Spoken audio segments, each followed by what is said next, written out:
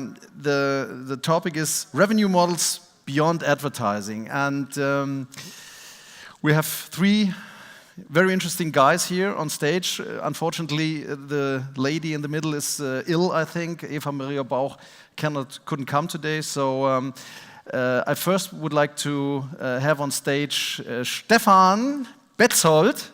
Ladies and gentlemen, sorry, I forgot the word. Here he is. If you recognize yourself, come on the stage and take place here. Stefan Betzold. Yeah, over there, and be careful. There are some extraordinary stairs. You shouldn't be there. Hello, Stefan. Sit down wherever you want. Another guy who worked with Stefan is, ladies and gentlemen, Wachtel. And I see him there. Let's see if he's looking like, kind of. Hello, welcome on stage. And the last one is still on the normal ground, but he will be there in 1 minute, because what Hans Fink, ladies and gentlemen, Hans Fink, give the applause before he is coming on stage.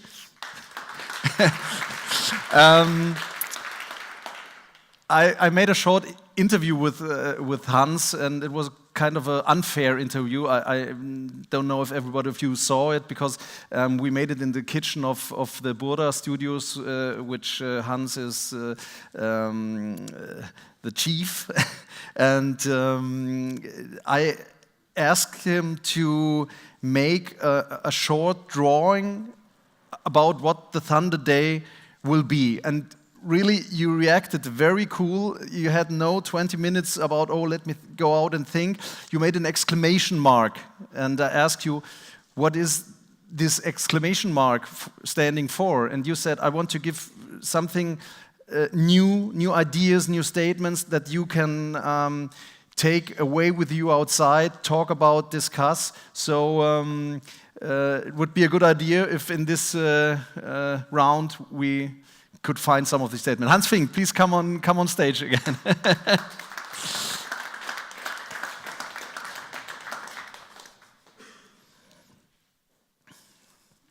Hans?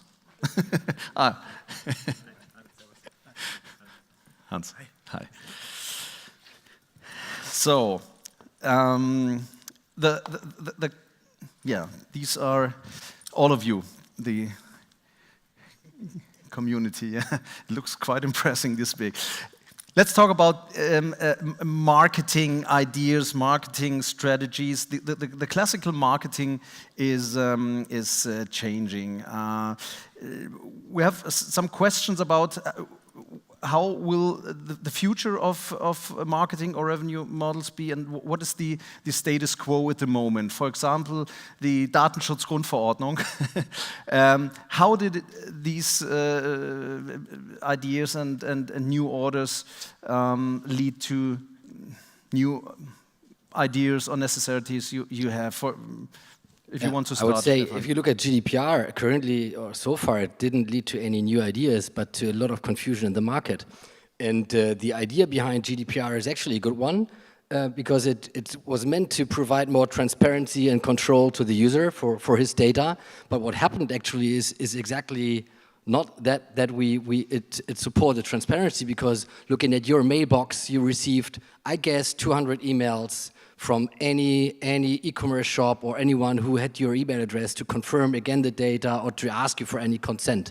So I'm not sure if this really helped in terms of transparency. So and if you also look at data privacy overall, it's not really set.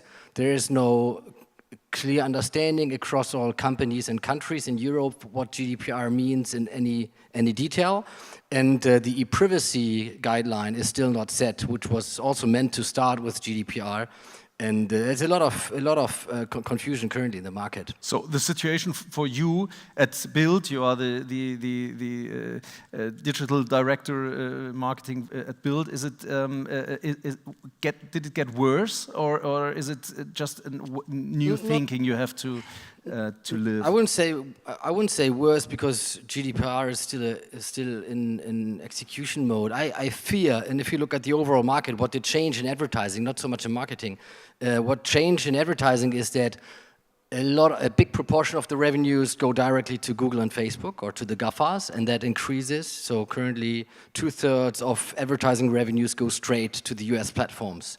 And looking at the German ecosystem, or a German publishing ecosystem, that's a heavy loss for us, because we might not be able to win this back. They have very powerful advertising technologies. They have, as Ingo mentioned before, they own the data field, and it's really hard to compete against that. And advertisers push their revenues and their advertising spend quite heavily to the GAFAs, and Amazon didn't even start yet. Let me ask this naive question to the other two. Is it the same situation for you, or have you other experiences? I absolutely agree.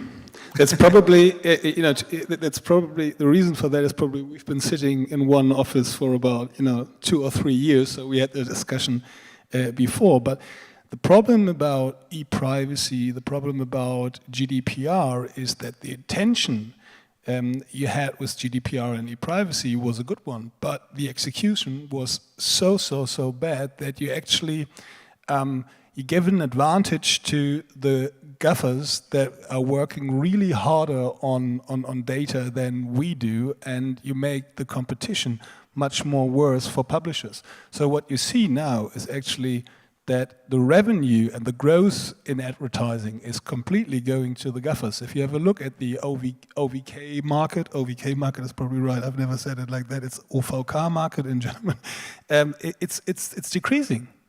So that's definitely a result with regards to GDPR as well. So you at RTL Interactive really have the same problems as a publishing company that is... Every publisher has that problem. I'd say it's a market problem that we are facing in the moment. Hans, you at the Burda studios, and therefore the responsible also for bunte.de, can we say the biggest flagship at the House of Burda? No. I mean there are others like Focus, but I think we have a strong position in the female. For the female users, and we have the same problems. We face the same problems. I think it's not surprising. On the other hand, I think it's Monday, and I think I see it more positive. I think we are talking a lot in the publishing about print is dying. What should we do with advertising in the digital field?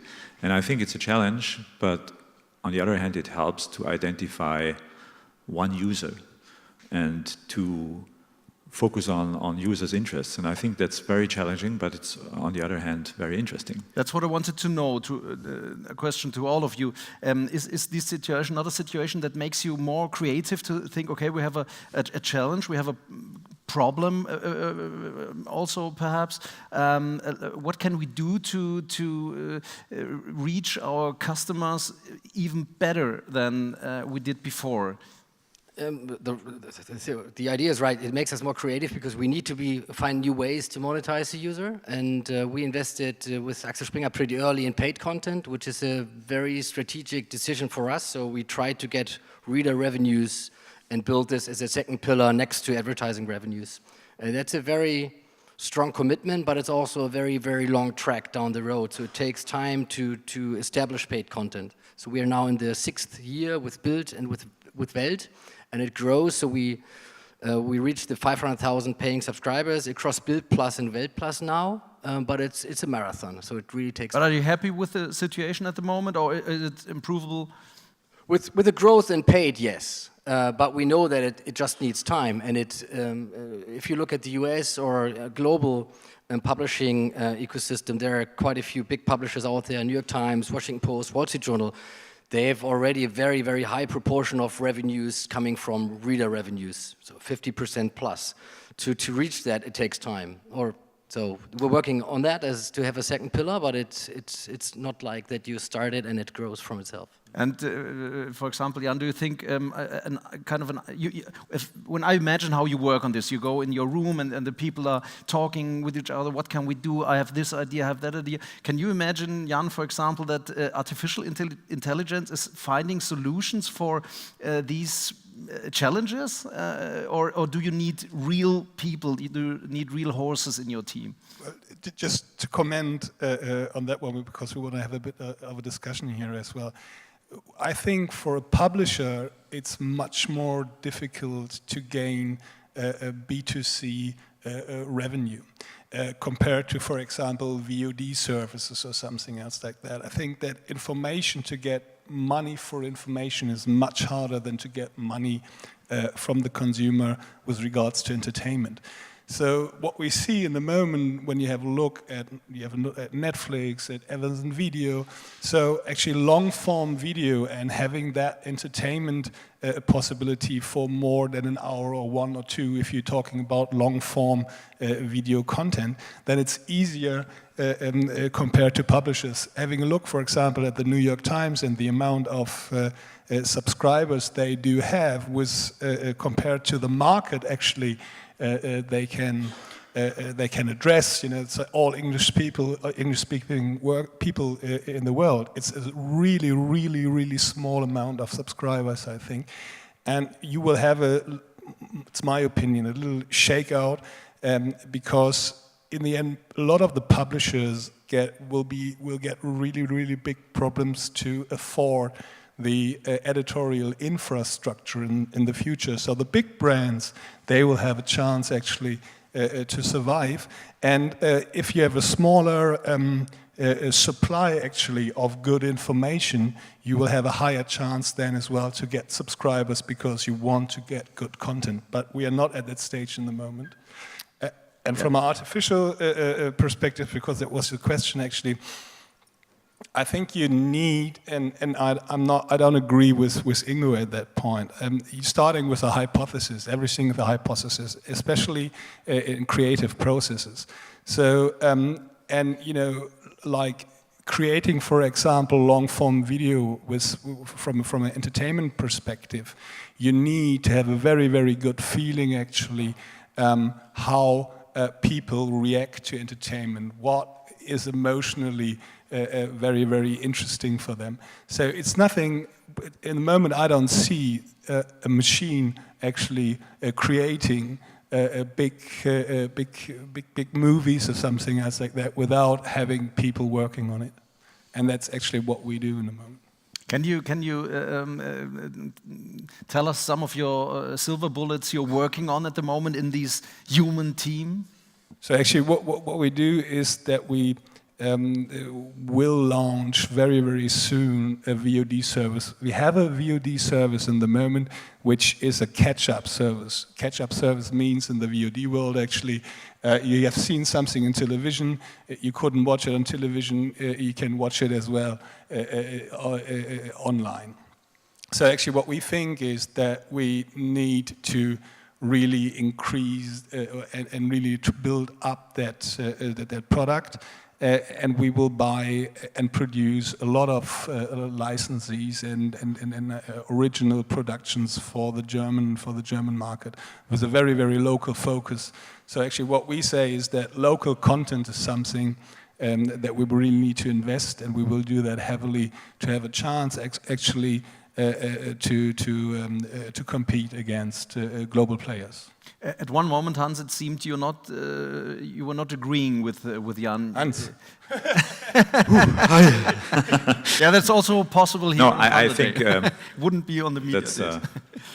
I think it's the way to motivate us to disagree. Then it could be, more challenging here. No, I agree totally. I think my question was, as I listened to you, first of all, I think, why shouldn't we offer VOD services within Burda, within BILD? I mean, it's possible. It's sometimes a question about rights and programs, and it's not. We have not the volume compared to you. That's completely right. But I think we offer VOD and pay TV services, and we are constantly thinking about that. So I think there is a link to the customer. On the other hand, I think we have to differentiate news content from, let me say, content for enthusiasts. And I think it's really a battle in the news field. And I think it's really challenging for BILD, it's challenging for Focus. It's challenging for us as well, but I think we have another, let me say, we have different touch points with the customer. We can offer a story, but we can also offer a service. We can offer e-commerce solutions.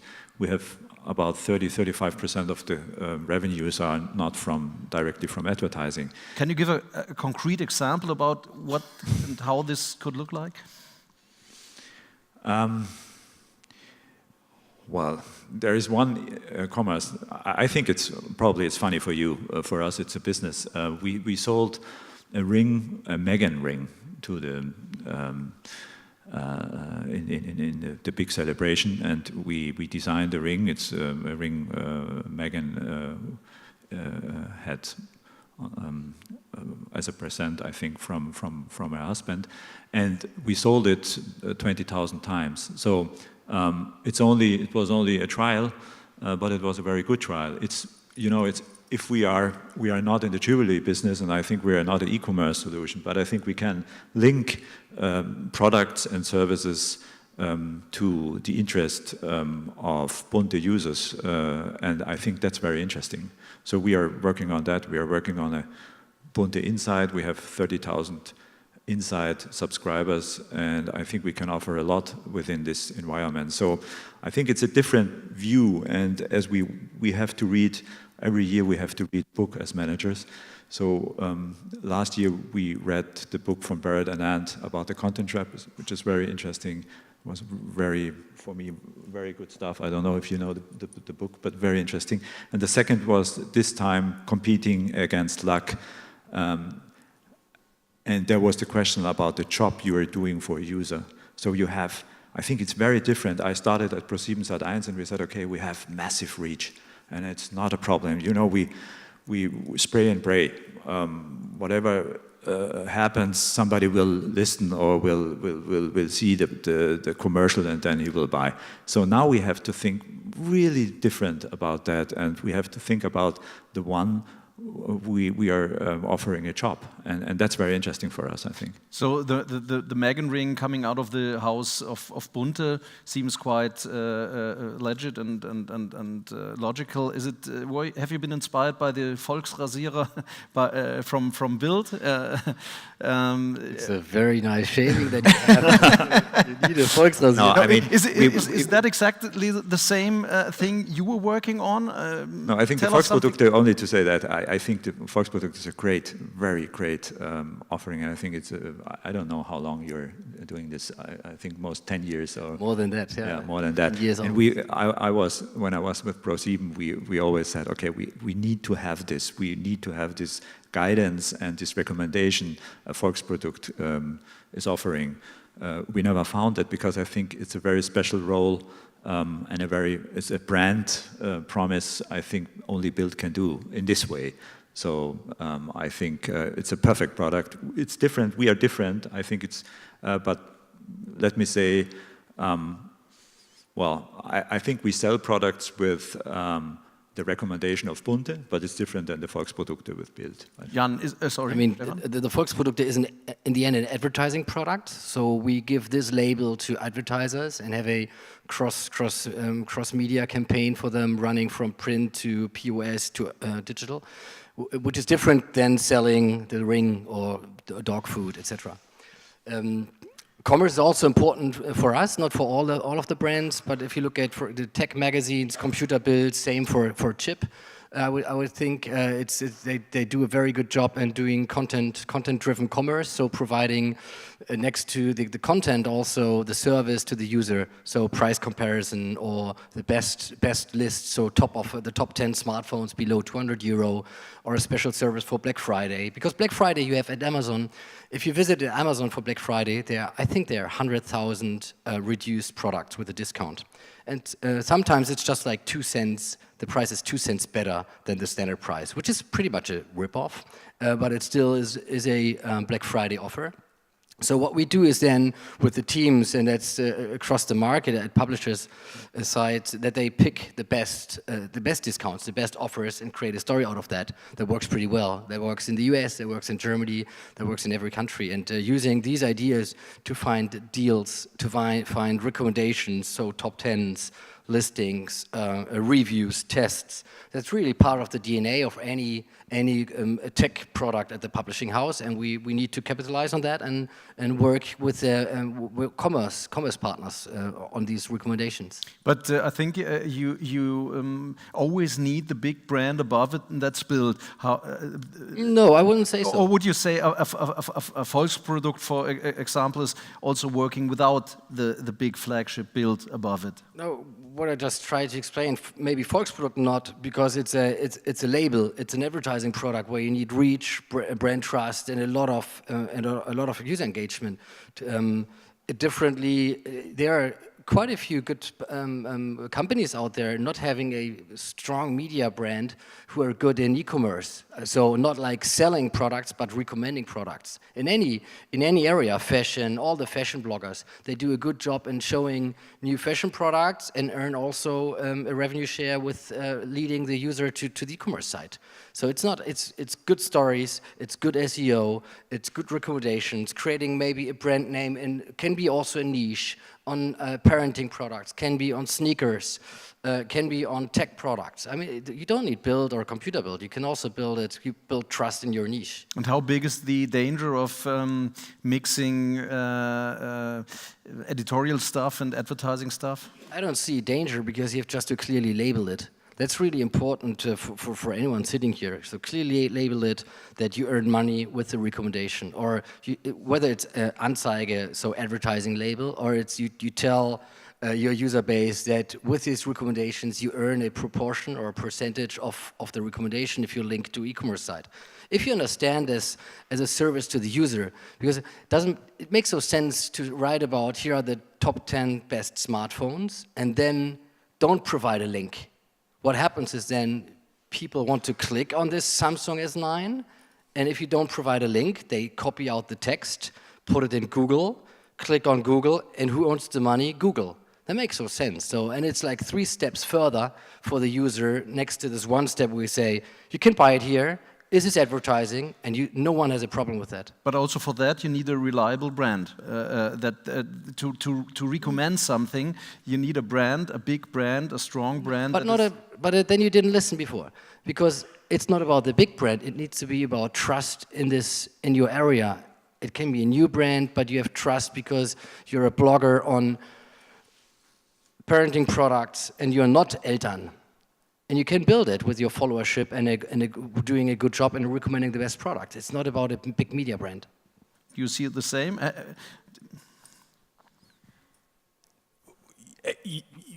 Yes and no.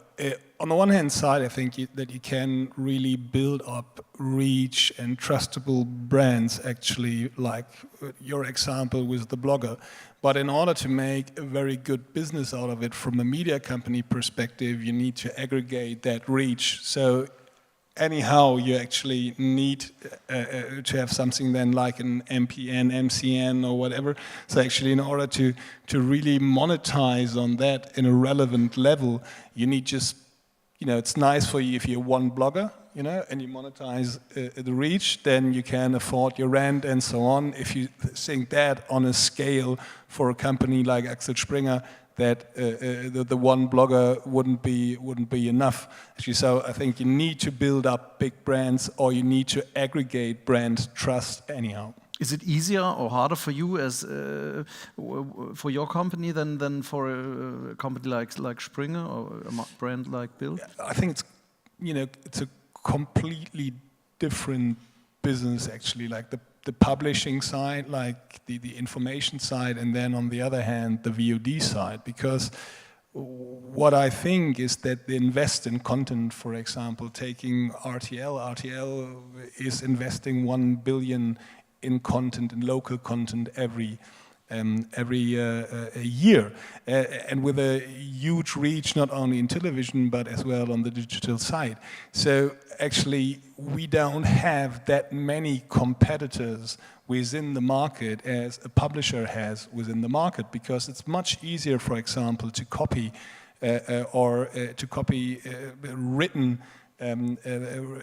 written editorial content compared to fiction or other content that we do in the long-form business. It's very, very different. I'm sure you won't tell us something about your internal secrets, but we're all interested in... Sure not.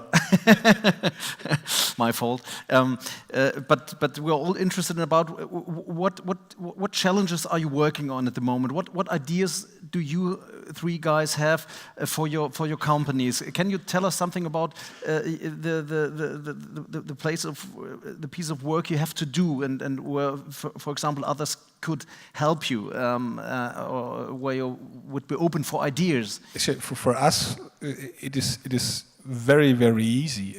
Our biggest task and our biggest challenge is to transform our core business into the digital world, and doing that to an extent that is with a higher ambition than it used to be the years before. Because what we see is we see a change in usage. So we have decreasing the net reach in the TV business, and we need to find ways actually in order to keep that reach up and invest much more in the digital world. That's the biggest challenge we have. If you have a look at Mediengruppe, so because I need to elaborate a little bit more on that, you have Bertelsmann as the mother company, so they do actually transformation, or they do transformation on a business perspective. So they have Grunondia, they have educational services, they have Avate. So they have a lot of different services actually that they offer, and that's how they do transformation.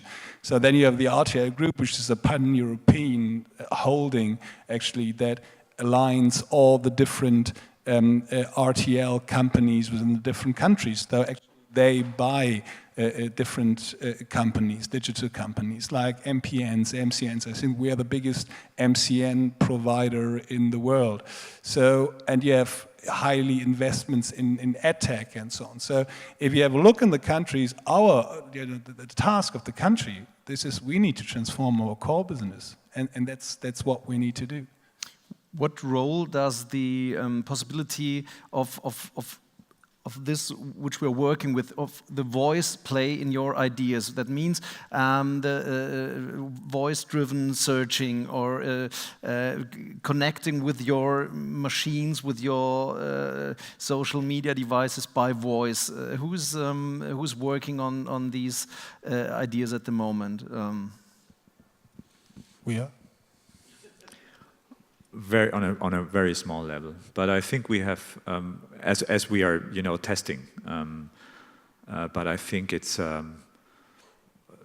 not clear, not visible at the moment where specific usage where we can deliver a product. I think there will be a product for sure. I had a meeting last week with a former colleague working in the music business, and they have tremendous demand on Amazon for older age groups, artists, Schlager. So it's fantastic, as a way to interact. Well, I think we have to see that and we have to test it, but definitely there will be a product out there which makes sense and which will have probably a Bund design on it. But sorry to say... I think you have to differentiate between voice into two different things. The one thing is product, and the other thing is search. So actually, on the product perspective, a lot of the people actually doing podcasts in the moment and looking for products, but search is for us very, very important, because if you take, for example, Amazon Fire TV Stick, Apple TV, then you will have actually you will have a change in navigation, and this will go more and more to voice. So in order to be that the customer actually finds our contents on these platforms, voice is an important That's thing, what I actually. would like to talk about with you, because if you make clear the situation that in a lot of households you have these Alexa things standing, and it won't last long, and in a few years the possibility to talk with this machine or to talk with this artificial intelligence will be even more convenient. So you have again this Amazon company which probably knows more about the customers than you do, and Hans is saying we're testing. That's So- a it's critical fantastic. thing. That's a critical thing. And as Ingo mentioned before, all data belong to Google, Amazon, and Facebook. And that's why they invest so heavily on the assistants. So on the hardware side, because the voice game will start with the hardware. Hardware is the gatekeeper. Hardware owns the software in that case. So the bridge, the gatekeeper to search recognition of voice, speech to text, and vice versa. And if this sits all in US company hands, that's quite critical for us. We can test and learn, we all do that, but the issue really is that we sit at the end of the value chain. So we create a nice service and think we give a good product to the user, but in the end, Google, Pod, and Alexa, they own the user relationship, and we just look and watch and sit back. Agree. It's the access. So actually, the access to the contents that we provide that's not us who owns the access. But isn't it possible to think about, or how is the feeling about that people are more talking with Amazon than with BILD or with RTL or with your company? Well, we have to think about that. I mean, I totally agree on that. I think it's another enemy, you know, out there. So we have enough, and we have a domination as a monopoly, as Ingo said before. But on the other hand, look, a heavy user in my household is my 5-year-old son, and he's talking heavily to Amazon, and Alexa has to bring songs on Alexa, and I think there's a lot, the whole search for program, because now he's 6, now he's learning to write, but before that was his opportunity to get a program played on the screen, because he said, okay, do that for me. And I think there will be other age groups which will find that very interesting. So we have to face the situation, and I think we all agree on that speech is something very important, and we have to face that. But I don't know exactly. I think what product and on what device, well, we have to see that. Are you working, for example, on a kind of technique where your customer can speak with Mr. Bunte, or and That's it's not? the point. Yeah. So when will we be able to talk with the Bunte magazine, for example? Bunte, do you know a good restaurant where I can go with my new shoes, which I ordered on Bunte? I think it's about, you know, we are testing and it's in a very early stage. So I think one interesting point is to have this, let me say, daily toothbrush routine, as we say. So where can we be a friend in the morning, for example, and what can we offer? So to have a routine where you start the day, probably to give services, to give information. And I think this is something we are thinking about. So what can we deliver as a routine, as something where people come back and they find it very interesting that you deliver that. So I think that's the way how we think about that. And Jan, are you afraid of a time where you talk to Alexa and say, please turn on RTL, and Alexa is asking you, oh, do you really want to see RTL? I think it would be better watching Switch to ProSieben. ProSieben, or the BILD show in the morning. Is this Well, I'm not so much afraid of the BILD just to show in paint the a really morning. horrible picture for those brands who can not afford to play in this league? But is it a possible scenario for you? If you own the access, you know, then you have a lot of power, Because what you see today as well on Alexa is you're asking for something, Alexa doesn't understand you, Alexa doesn't understand you again, Alexa says, I didn't understand you, but maybe you would like to have that. So they provide actually something that is very, very highly connected to Amazon. So the question is really how open and how transparent will be the access of a technology provider. And that's going to be a really, really, really big thing. But could it also be as simple as providing reliable, trustable, good individual content? So if you ask by Alexa, do you really want to see ProSieben? No, fucking Alexa, I want to see RTL. Yeah, so that people are developing a bigger trust in your brand and the things that you're doing. Yeah, but for sure, the trust in the brand is very, very important. And if I have a look, actually, what you have more brands is what do I would look or watch on the television? I would say I want to watch RTL, or I want to watch Gute Zeiten, Schlechte Zeiten as a brand actually of content. But actually, if I don't know what I want to watch, if I'm in a discovery mode, actually, what is the offer? So, and the offer, if the offer is biased, then I think we get a problem. That's absolutely true. I think it's more the situation that you ask for a recommendation for something you don't know exactly what you're searching for. And you can compare it with Amazon on the e-commerce field. There is a lot of own products on Amazon which they are selling directly, and you have no clue as a customer. And you get not a comparison of all products. You get the products from Amazon first for their own products, and that's something, you know, where you say, well, it's crucial, it's critical, it's very critical that will happen, and so we have to look. But you know, I think we have to. Let me say, we have to see that, we have to fight against this misuse. So, for example, we had big discussions with Google and also in Brussels about the use of search. So I think we are still on that. I think, so we have, as a market who is critical enough, we should fight against that if there is a misuse. So that's, you know.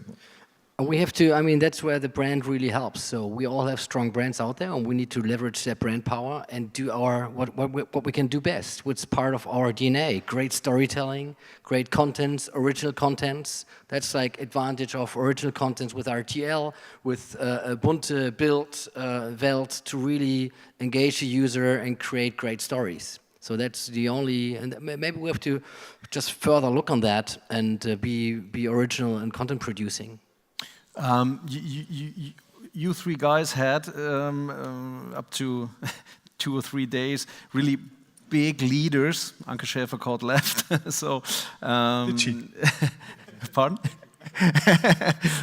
Surprise. But another big one will come. But if you hear them for themselves, if you hear, for example, Philipp Welte talking, or if you hear Matthias Döpfner talking, or also if you listen to Anke Schäfer-Kort, and they always said, all these big American players like Google and Facebook, they are so big. They are so big. It's very hard to get through and to compete with them.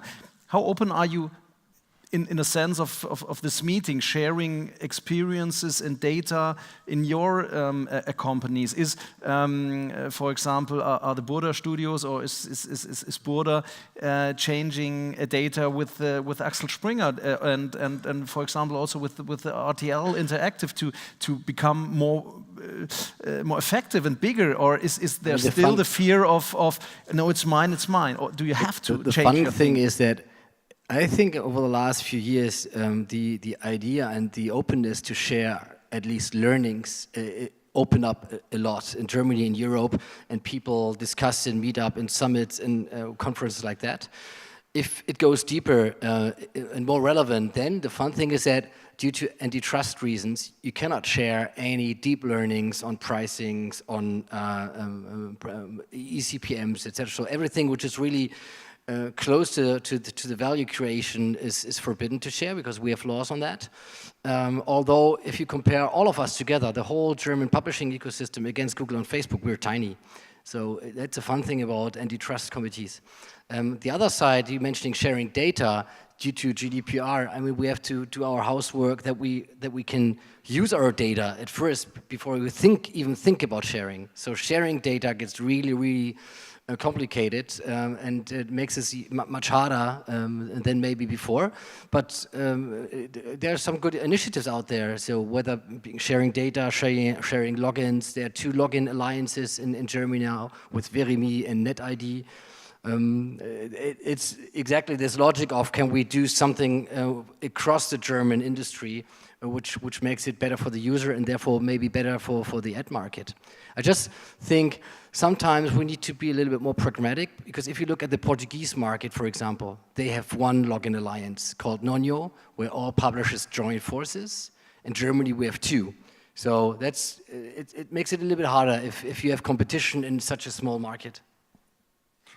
Yeah, I agree. But for example, we have the Ad Alliance actually, where we work with Gruner & Jahr together in the field of advertisement. And this Ad Alliance is it's not just for Gruner & Jahr and us. We are also talking to other participants in the market actually to join forces. And I think the question really is how we'll be able to find alliances and work together in order to protect our business as well. Hans, can you tell us something about the revenue models you are working on at Burda? You have this loyalty club model, for example. Tell us something about what it is and what could be the idea of another revenue idea. Yeah, well, I think it's back from the starting here. We are aware that first of all, ad revenues will increase a little bit, but not that much, and to 85% or 70 or 75%, they go directly. These kind of revenues go directly to Facebook and to Google. So I think we can't rely on ad revenues as the only source. I think it's still the biggest source, and it will be the biggest source the next years. But on the other hand, we said, okay, first of all, can we recommend products with the brand Bunte or with editorial stuff where it's where the environment is very interesting to recommend products. The second is, can we structure the offer as a personal product, the content offer as a personal product for the user? So do you have a special site which is created for you with very specific content, with very specific services we are offering? So we started inside where we had a kind of bundle of all these ideas and the loyalty system for 30,000 people who are using this, using content and getting rewarded for that. So I think that's all different trials to find out where can we do the best to offer interesting product services around the content. So I think that's it. Very simple. Jan, if you were looking for new horses for your team, what would be the job description for a horse helping you dealing with these challenges concerning data and customers and knowing your customers? Well, actually, horses. Okay. The question in the moment, actually, for us building a company is about certain roles as well, and what should we do, and who do we need.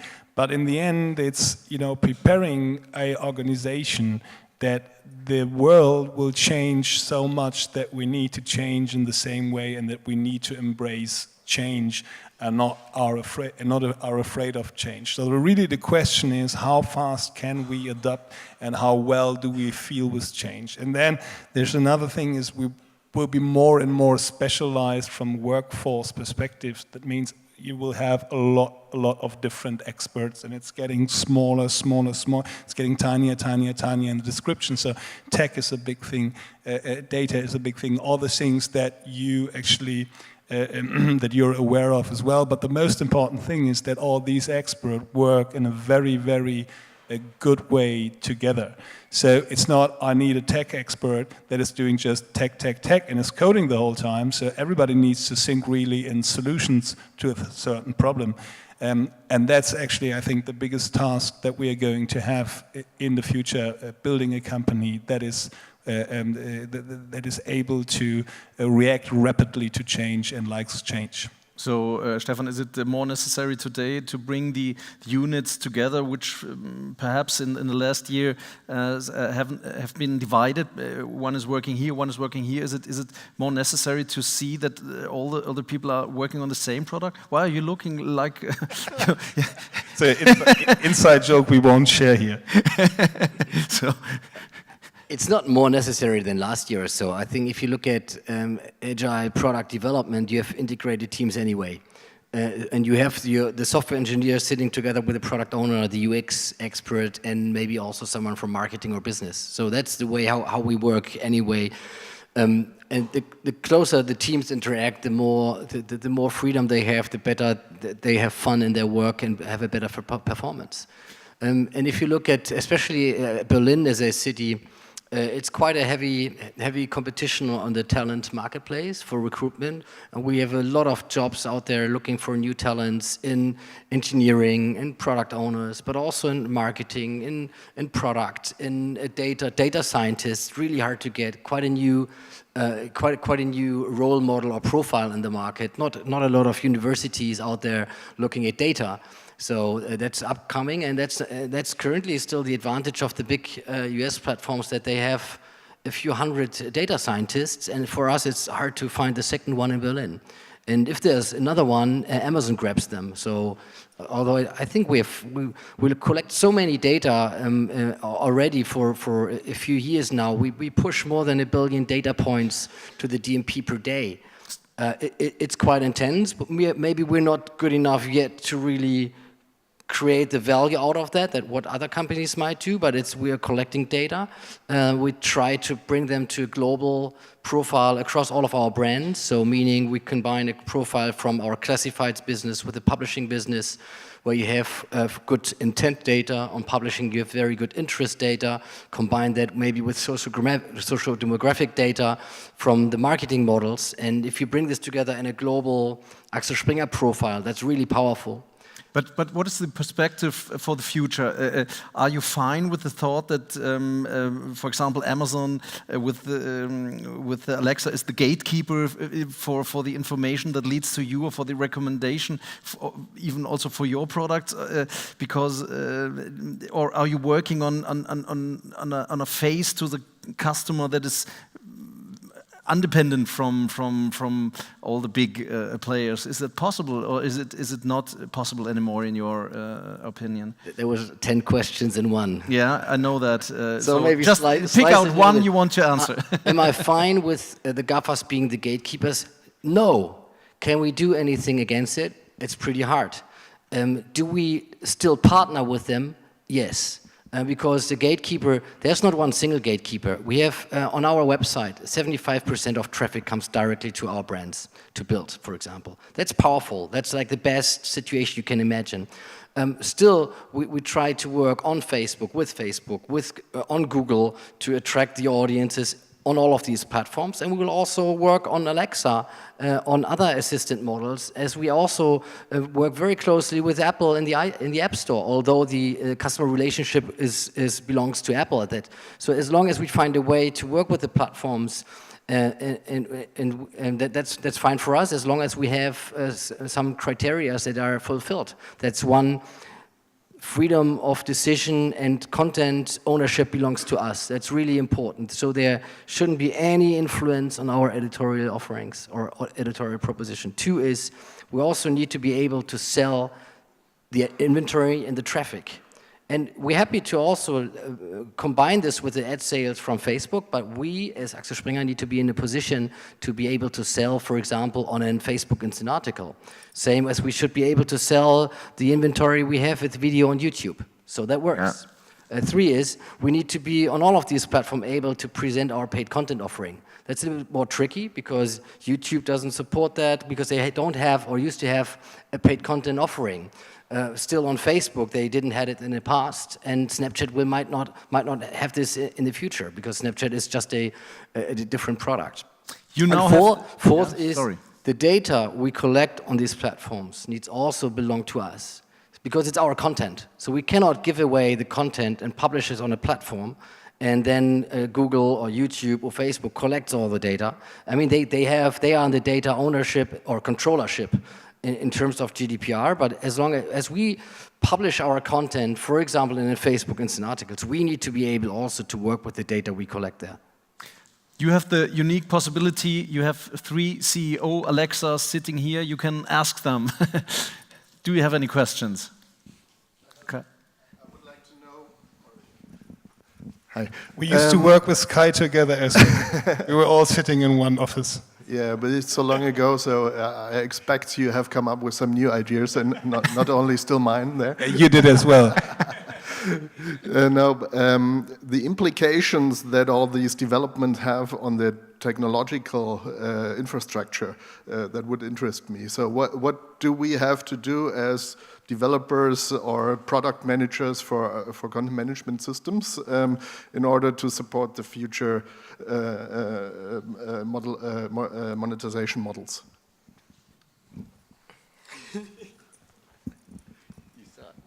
What you can do is be open in terms of how the CMS or the platform works. So make it, I mean, you're the CTO, I'm the business guy. But make data fluent like oil, and create APIs and use as much open source as possible so that you can structure the data or use the data also for any other means and any other platforms.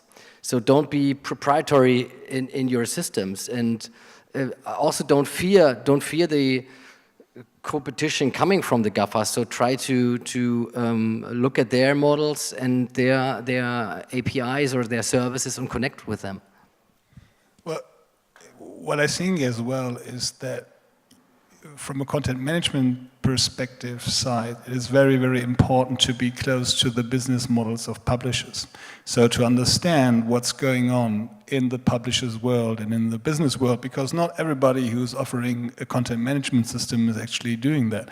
And if you concentrate on that, you have a big chance actually to create a really good content management system that that your customers needs and wants. So actually probably that was the answer that you wanted to my question. Eh? Actually, what are you offering? Well, that's why you are here. But, are there any concrete projects you're working on?